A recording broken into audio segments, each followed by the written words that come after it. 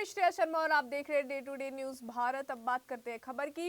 Iran के दो प्रमुख शहरों तेहरान और मशहद में विश्वविद्यालय परिसरों के भीतर लगातार दूसरे दिन सरकार विरोधी प्रदर्शन देखने को मिले हैं। नया शैक्षणिक सत्र जो है शुरू होते ही छात्रों की सक्रियता बढ़ी है और कई संस्थानों की बात की जाए तो वहां पर बड़ी संख्या में छात्र जो है एकत्र होकर नारेबाजी करते दिखाई दिए। छात्र समूहों और मानवाधिकार संगठनों के अनुसार कम से कम 7 विश्वविद्यालय में जो है विरोध प्रदर्शन हुए और कड़ी सुरक्षा व्यवस्था के बावजूद छात्र परिसर के अंदर जुटे रहे और उन्होंने जनवरी में मारे गए लोगों को श्रद्धांजलि अर्पित की है। कई छात्रों ने काले कपड़े पहनकर मौन मार्च निकाला और मोमबत्तियां जलाकर अपनी जो असहमति है उसे भी दर्ज कराया।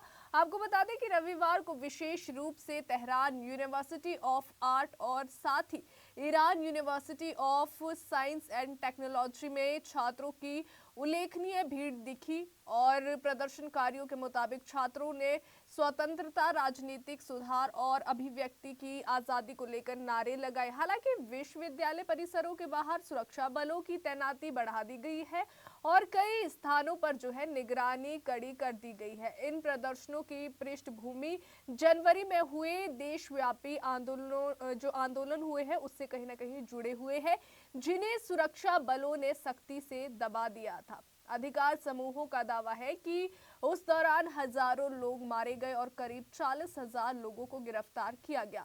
वहीं ईरानी सरकार का कहना था कि 3,000 से अधिक लोगों की मौत हुई और इसके लिए उसने विदेशी ताकतों, विशेषकर अमेरिका और इजराइल समर्थित तत्वों को जो है जिम्मेदार ठहराया है। उन प्रदर्शनों के दौरान कई प्रदर्शनकारियों ने देश के सर्वोच्च नेता खामनेई के शासन को समाप्त करने की मांग भी उठाई थी, जो कि ईरान की राजनीति व्यवस्था में एक अत्यंत संवेदनशील मुद्दा माना जाता है। हालांकि प्रदर्शनों में अभी तक जो है सरकार की ओर से कोई औपचारिक विस्तृत बयान सामने नहीं आया है, लेकिन सरकारी मीडिया ने परिसरों में तनाव की पुष्टि की है और साथ ही तेहरान विश्वविद्यालय के एक अधिकारी हुसैन जो गोलदानसाज ने छात्रों को उग्र नारे और हिंसा से दूर रहने की चेतावनी दी है। प्रशासन का कहना है कि शैक्षणिक माहौल को प्रभावित करने वाली किसी भी गतिविधि को बर्दाश्त नहीं किया जाएगा। सुरक्षा बलों की मौजूदगी बढ़ा दी गई है और विश्वविद्यालय परिसरों के प्रवेश द्वारों पर निगरानी तेज कर दी गई है।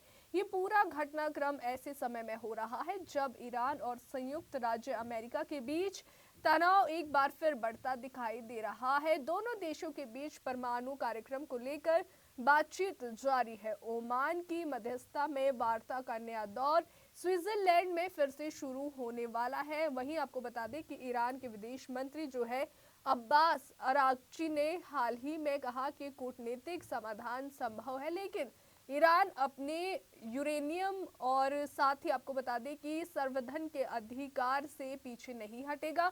दूसरी ओर अगर बात की जाए क्षेत्र में अमेरिकी सैन्य उपस्थिति बढ़ाए जाने की खबरों ने तनाव को और भी बढ़ा दिया है।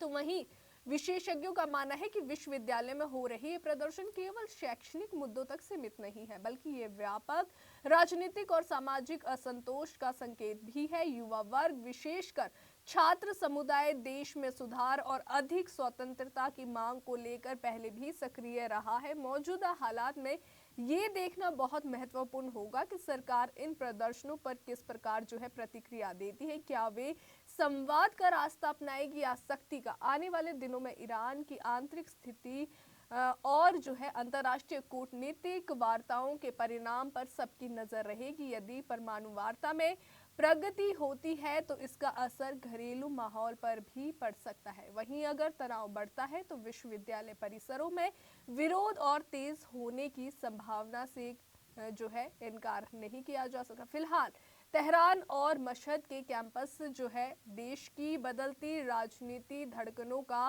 केंद्र बन गए हैं, जहां छात्रों की आवाज एक बार फिर राष्ट्रीय बहस के केंद्र में है। तो आपको बता दें कि ईरान में जो है वहां पर भी प्रोटेस्ट देखने को मिल रहा है। रशिया यूक्रेन में भी लगातार जो है माहौल काफी तनावपूर्ण है, वहां पर भी प्रोटेस्ट लगातार चल रहा है।